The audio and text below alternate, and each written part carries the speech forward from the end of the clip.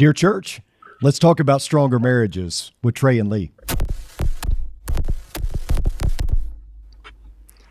Hello and welcome to the Dear Church podcast. I'm your host, Chris McCurley. Excited for my guests today. Trey and Lee Morgan are here all the way from Childress, Texas, via satellite, I guess. We're so glad to have you guys. And my reason for having you guys is twofold. Number one, I really want to have you guys come on as much as I possibly can to talk about marriages because I think it's needed. But secondly, I want to plug our upcoming marriage seminar at Oldham Lane in Abilene, Texas, June the 11th. So it's coming up quick. You guys are going to be with us for the day. You've been with us 2 or 3 times before. It's always good. It's always well attended. I think we looked this morning. We've got like 120 signed up, 60-something couples. So that's exciting. And there's still time to sign up, by the way. But talk a little bit about that first. Let's plug the marriage seminar. I know you do a lot of them through the year. Tell us a little bit about that. I have a tickle. I'll talk while she coughs for a second. Sorry. You do what you need to do, Lee. We're excited about June the 11th. We have a workshop that we feel like is both contemporary in its message, needed today because there are so many couples looking for answers. It is a workshop that is not just for couples who are struggling. A lot of people think, hey, my marriage is good. We always tell folks that if you'll work on your marriage in the good times and not just in the bad times, there'll be a whole lot less bad times. Yes. But it is for all couples, doesn't matter how long you've been married. We have about 5 or 6 sessions. It'll start at 9 o'clock. It ends at 3 o'clock. And we cover some really good topics on husbands and wives and marriage. And, we live in a time where couples in the world are looking for answers on how to do marriage and family, looking Absolutely. everywhere. And the church needs to be that vehicle for people in their community to find answers, and because there's a lot of bad answers out there, you can look in a lot of bad spots. Right. And we appreciate Oldham Lane sponsoring this, and so many of that 120 people that are signed up are community people or area people looking for answers. How do we do marriage? How do we do families? And it will be a blessing because I think that's one of the goals and missions of the church today is how do we get that message out there about how God designed marriages and families to work, and when we do them His way, how well they work. Yeah. Yeah, tell us a little bit about where to find this information, website and all that. I know that if they want to sign up for the marriage seminar in Abilene at Oldham Lane, they can go to our Facebook page. It's, or you can go to olcoc.com. But tell us, about where to find more information for stronger marriages. Okay. We have a landing page. It's called, you just go to treyandlee.com. It will take you to every link that you would ever want to know. Great. It'll take you to our marriage workshops, our family workshops, our books, our Instagram, our podcast, everything. It'll give you the link to register for the May 11th workshop and June 11th. Yeah. Right. Yeah. June 11th workshop. Just because it gives us kind of a head count of knowing how many to plan on. And Trey and Lee is LEA. Remember Lee, LEA. Yeah. Also, when we're how many of these marriage seminars are you guys doing a year now? We are averaging about 12 to 16. We try to do about one a month. Yeah. But sometimes we'll squeeze an extra one in each month. But yeah, about 12 to 15, 16, somewhere in there. And you guys are booked pretty far out. So if a church wants to invite you in or an organization wants to have you come, they need to plan on, a year out at least, probably. Yes, a year to 2 years, actually. We actually, our first available date right now is December of 24. Okay. And so we're actually taking dates for 2025 right now. And we just kind of tell churches, pick you a month that's available. And as it gets closer, we'll let you pick a weekend that you want of that month. And so that's kind of how we work that. But right now we're booked up. Next year's booked up. 2024, except December is booked up, and we've got some dates already in 2025. Great. How do you guys balance that with being back on Sunday? I know you sometimes aren't back on Sunday, but most of the time you are. How do you balance that with your work with the local church? Our leadership is fabulous to us. They see this as part of their ministry, Yes. as part of a mission field. And we report to them, on our marriage ministry, just like our missionaries report to them and stuff. And so they're just really, really good to us to let us do this ministry. And we are usually back on Saturday evenings when we can be. Mm-hmm. When we go to the West Coast, it is usually problematic to get back on Saturday evening. But they're good to us to give us a few Sundays if we need to be gone. Absolutely. For Sunday as well. Yeah. Yeah, that's great. That's great. Tell us a little bit about the other resources, because there's a whole bunch of them. I know the podcast is going great. You ventured into the podcast world, about a year or so ago, and that's been awesome. I know I've enjoyed it. But talk about the books that you've got out. I know they can get those on Amazon and probably through your website. Talk about all the different materials that they can have access to. Mm-hmm. Yeah, we have a couple of books. We wrote a book called 10 Ways to a Stronger Marriage, which was really kind of our marriage workshop plus. Yeah. People would say, well, how do we get a hold of your material if we either can't go to the workshop or if we have somebody that needs a workshop? So we wrote 10 Ways to a Stronger Marriage, which is a lot of our workshop material, but in more detail. There's a lot of churches that use that book for Sunday morning classes where they'll get each couple a copy of that, and then week one they read, and then they come back that following week and talk about week one. They've done the discussion questions in the back. It's a 10-week resource that they can use in their small groups or Bible studies. And then in COVID year of 2020, we actually had not planned on writing a book. We were going to do it the following year, but we had time, of course. And so one of the things that Lee and I have always enjoyed is we were encouraged as a young couple by a man by the name of Joe Beam. He encouraged us one time. He said, y'all should be reading at least 1 to 2 books, marriage books, together every year. Every couple should do this. Yeah. And we kind of were inspired by that and kind of took that to heart. And at about probably year 4 or 5 of our marriage, we started buying marriage books, and we'd do 1 book a year or sometimes 2 books a year. And we would read them together. And a lot of times, what that meant was we didn't read them out loud to each other, but I'd read a chapter and set it down. She'd read a chapter, and then we'd talk about it. Sometimes I'd ask her why she underlined something. And so we've covered a lot of marriage books. One of our favorite marriage books are the devotional books that couples do together, like where you'll have a little section of Bible reading that you do, and then maybe some thought questions and a paragraph to go with it. Well, there's not a lot of those out on the market. And so we've always recommended the 2 or 3 that we really like. And in 2020, we decided to write one of those. Yeah. And so we wrote our own devotional book from the book of Proverbs on marriage called Wisdom for Your Marriage. And it is a book that is 31 days. You can do it 1 week. You can do it 1 chapter a week if you want. But we've kind of written it 31 chapters of Proverbs, 31 days. It takes about 10 minutes in the morning or evening to do it. You can do it with your spouse. You can do it by yourself. Read a chapter of Proverbs, read the little text we have, do a little discussion questions. It has prayer prompts. One of the areas that we see couples really struggling in is spiritual intimacy. Yeah. Couples understand sexual intimacy. They understand emotional intimacy that comes through conversation, recreational intimacy that comes through hanging out. But a lot of couples don't understand spiritual intimacy. And this book helps kind of bring that out when couples start reading their Bible together and praying together. And it's both those books are available on Amazon and have we actually went through our Proverbs book together. And even though after we wrote it, it was so good for us to go through and do the questions together and make the discussion together.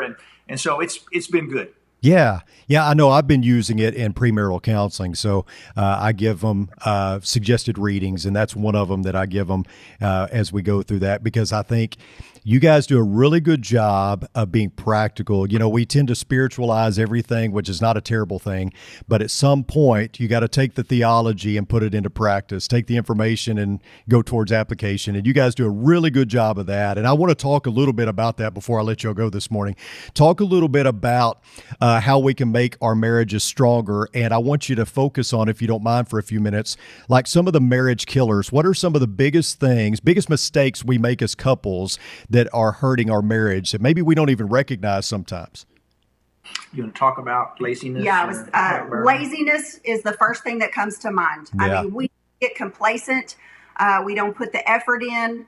And I mean, that's just a huge thing with marriage is intentionality. You've got to be intentional about everything. You've got to be intentional about conversation, communication, about going on dates, about, just spending time together, about, keeping common interests intact. And all of that takes intentionality. You cannot get lazy in marriage. Yeah. One that comes to my mind is kind of a new one that we really, really talk about a lot in our workshop is openness and honesty. Now, hadn't been around long. I mean, that's been around for a long time, but we talk about it from a standpoint of Genesis chapter 2, verse 24, where God said Adam and Eve were both naked with one another and were not ashamed. And that word naked means more than they didn't have any clothes on. It meant that they were totally uncovered emotionally from one another. There were no secrets. There was nothing hidden. And we live in a time where now there is social media, there are passwords, there are cell phones, there are passcodes to our cell phones. And one of the big things that couples are struggling with is how do we navigate this new time, which there are new temptations out there. And we preach openness and honesty that, my wife has my passcode to my cell phone. She's welcome anytime she wants to pick it up and use it to Google something. Or sometimes when we're driving, I tell her, hey, my phone's gone off 2 or 3 times. Will you check my text messages for me?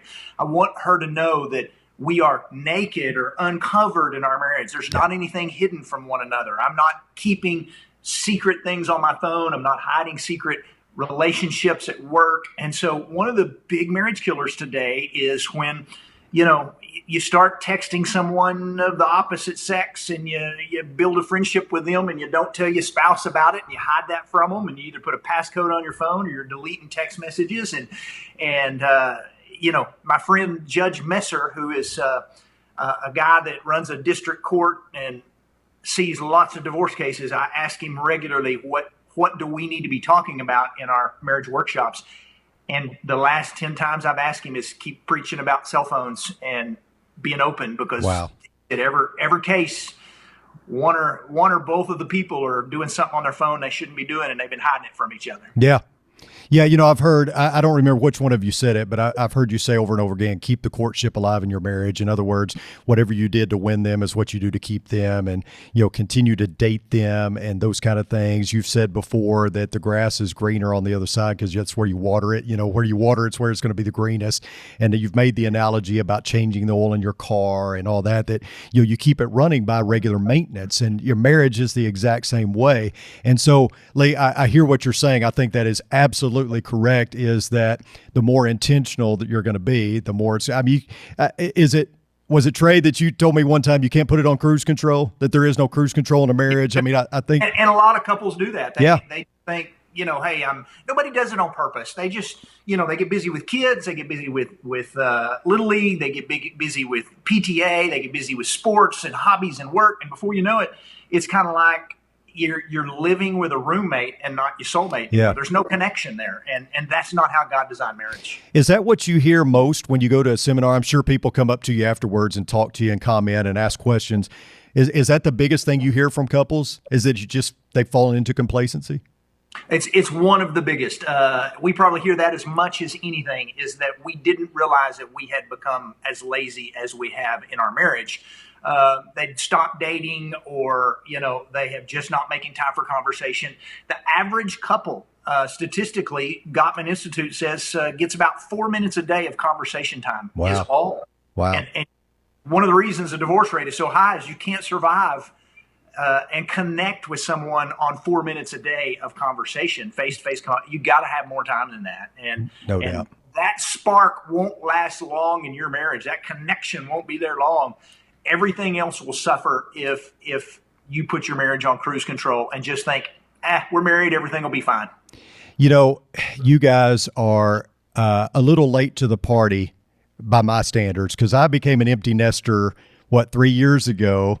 Y'all, it's been year or two now? And I don't know if your experience has been like mine, but my wife and I got married after dating 4 months. We had a child really quickly, and we have 3 now, but we never had that time we never took a honeymoon. And so we never really had that time. So now that we're empty nesters, when we dropped Zane off, our last child, at college and drove 8 hours home, it was really depressing. It was really sad. And you walk by his room and, there's no disruption. Everything's in place. It's different. There's no noise. There's no, and then after about 3 days, Libby looked at me and she said, I think there's going to be about as many positives as negatives, and we have found that to be true. We have reconnected. We do what we want when we want. If we want to go to bed at 8 o'clock, we go to bed at 8 o'clock. If we want to eat supper at, 4 like old people, or if we want to eat at 8 o'clock, it doesn't matter, and then our kids come back home and it completely disrupts everything, which is good. It's a good disruption, but it's like you get really used to that, and it's really a neat thing. Talk about some of the things that y'all have done in Empty Nest to kind of reconnect and kind of get the fire, fan the flame a little bit, because I know y'all have done a good job of that throughout your marriage, but what has it been like now that the last one's gone? Yeah, I mean, everything you said is spot on. I think that, honestly, we have to work a little bit harder probably at going on dates, because I feel like our whole life now is just one big date. Right. We spend so much time together, and it's great. When we do workshops, we go a day early everywhere we go, just so we can have it. It's not as stressful traveling, but it just gives us an extra day together. And it's kind of, a weekend away for us when we can take that extra day. So, I think we've enjoyed every bit of it. We had kids in our home for 30 years. Yeah. And when the last one left the home, I think both of us were a little anxious, because it was just kind of like, what now? Mm-hmm. And it did not take long to realize, hey, we like this. This is good stuff.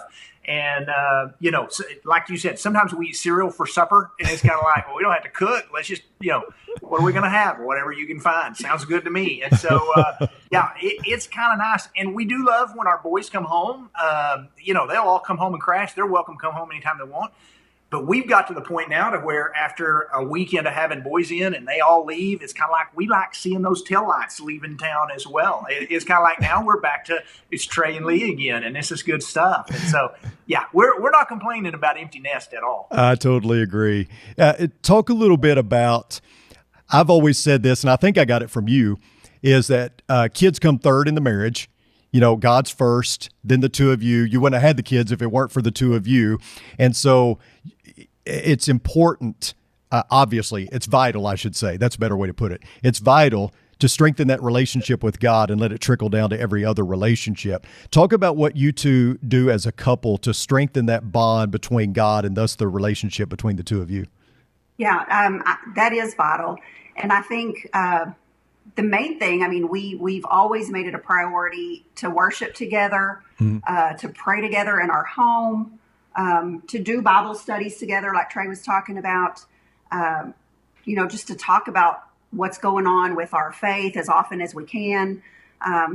That is very vital to keeping it. We've been doing a Bible study this year with our church called The Story, where it's an overview of the Bible. Yeah. And so we're all reading the same thing every week, and both in class and worship. But it's given Lee and I, as we go, we get to talk about things that we've read that week, that stories we haven't covered in a long time. And there's just a connection there that's very powerful when you add God to your marriage, of more than just saying, I believe in God, I love God, we're believers. But when you actively pursue God together, there's just a connection that's really, really good, and we enjoy that very much.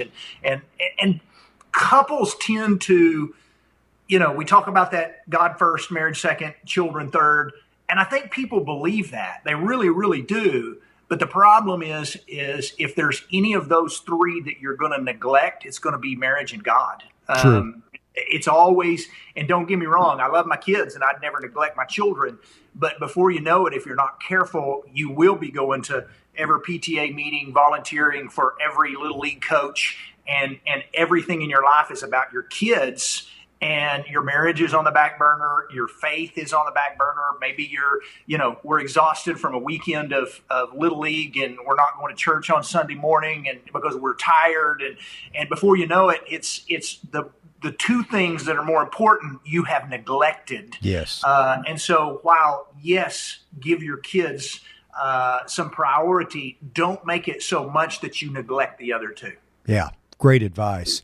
I know that the Childress Church of Christ in Childress, Texas, where you've been for at least 20 years, right? Or close to it? Really. Mm-hmm. Yeah, that's awesome. I know that that is a wonderful congregation, and the town of Childress, a smaller town, it seems to be a catalyst for a lot of great things. How has the church bought into your emphasis on marriage and the marriage seminars and all that, and also the community? I mean, has that that's got to have had a profound effect on the congregation and the community at large, right?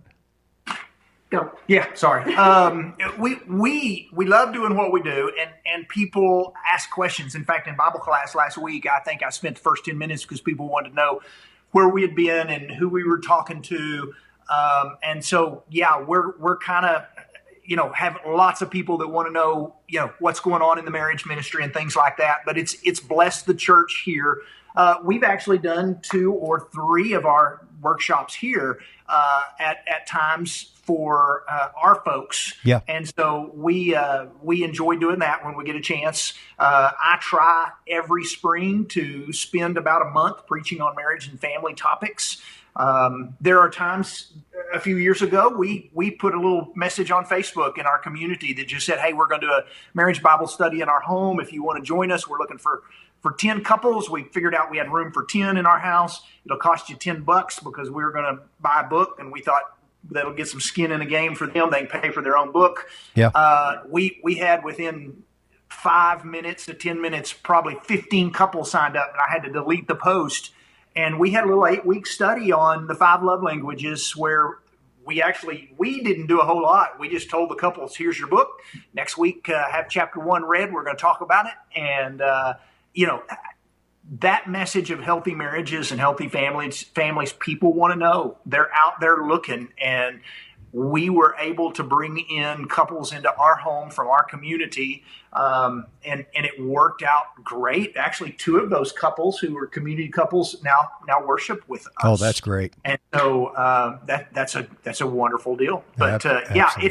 it's been a blessing in our church. We have a very, very healthy congregation, and one of the reasons we've been there as long as we have. Yeah, absolutely.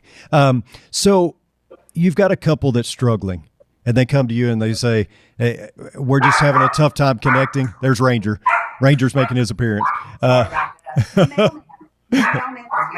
Oh, it's the mailman. Okay.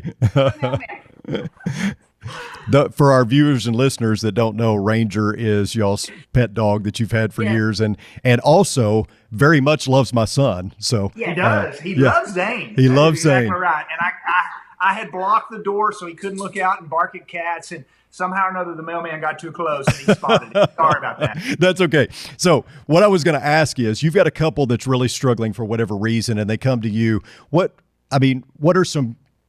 You don't have to go into in depth, but what are a few things you're going to give them to work on?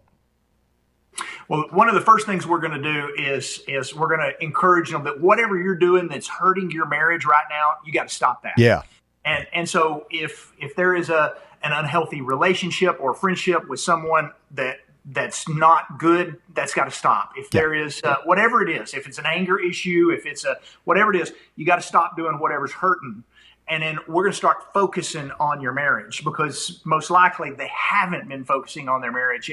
And we're going to encourage them to find a marriage book, to do some marriage counseling, to go to a marriage workshop, put some time in to your marriage, put some effort in. You probably spent money on your wedding. You've probably spent money on your kids. You spend money on your house and keeping it maintained. And it's time to spend some money on your marriage, and let's take a weekend trip and go to a marriage retreat somewhere, or a workshop, or something that just you two get out, get away. Let's reconnect and let's start from there. Yeah. And so if you can get a couple to say, all right, I'm all in on making my marriage work, then that makes a huge difference. But it will take the couple to say that. I mean, they're going to continue to struggle if a couple goes, yeah, we'd like to do all those things, but we don't have enough money for whatever it is. Yeah. I try to remind couples, we do, that average cost of a divorce today is about $19,000. And when you're saying you don't have money for counseling, what you don't have money for is a divorce. That's Absolutely. a whole lot more expensive than counseling. So many churches offer free counseling if you're willing to call around and put a little effort into making some phone calls. But the couple's going to have to just step up and go, we need to do some work in our marriage. Very good point that they got to want it. So we're going to end with this question. So somebody who's not married yet, a couple that's not married yet, what's the number one thing they need to know before they enter into marriage? They need to be educated. Basically, don't know everything about your wedding and not know what to do on your marriage. Good point. It's going to take more than being in love with someone to make your marriage work. Couples go into marriage and they'll know, man, they've spent a year planning a wedding and they know everything. They have dropped in money, they have dropped in time and effort and everything else. 3 months into marriage, and it's like, man, I don't understand anything that's going on here, because they didn't prepare for the marriage. They prepared for the wedding. Yeah. And they have got to spend some time and money doing some premarital counseling. Usually your minister, whoever's going to do your wedding, will do some premarital counseling.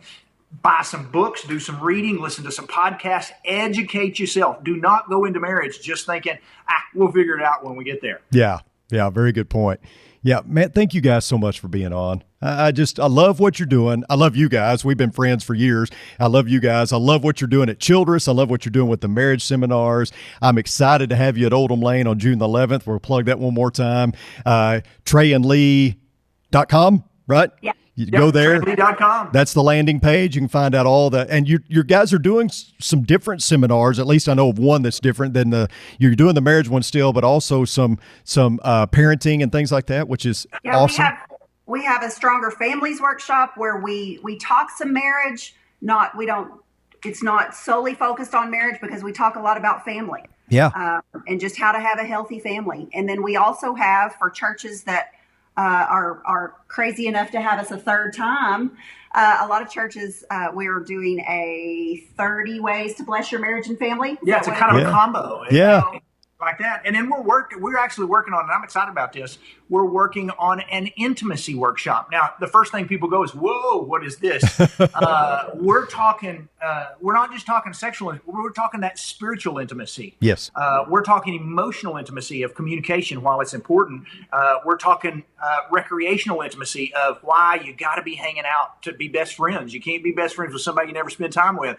And so it's about, that intimacy is what makes that marriage connect. We connect because of intimacy, and it's so much more than sexual intimacy. Absolutely. And so we're working on, those pillars of intimacy that we have to have in our marriage to really connect, because some couples connect well with one or two, but when you get them all 4 or 5 of them in there, it really works well. And Lee's intimacy language may be a little different than my intimacy language. And I need to be good at emotional intimacy if she's going to be good at the intimacy that I like. And so it's important to be good on all those. Be on the same page. Yeah, absolutely. Well, thank you guys. And thank all of you for tuning in today. If you have a question for Trey and Lee, you can email me at chris.mccurley@rippleoflight.com. I'll make sure that they get the question. I'm sure you guys would be happy to answer any questions anyone might have. If you have questions about seminars or anything that Trey and Lee are doing, then certainly we can pass that along as well. And guys, thank you again. Appreciate y'all so much. Thank you. Thank you. And thank everybody for tuning in. Until next time, may the Lord bless you and keep you. Sincerely, Chris.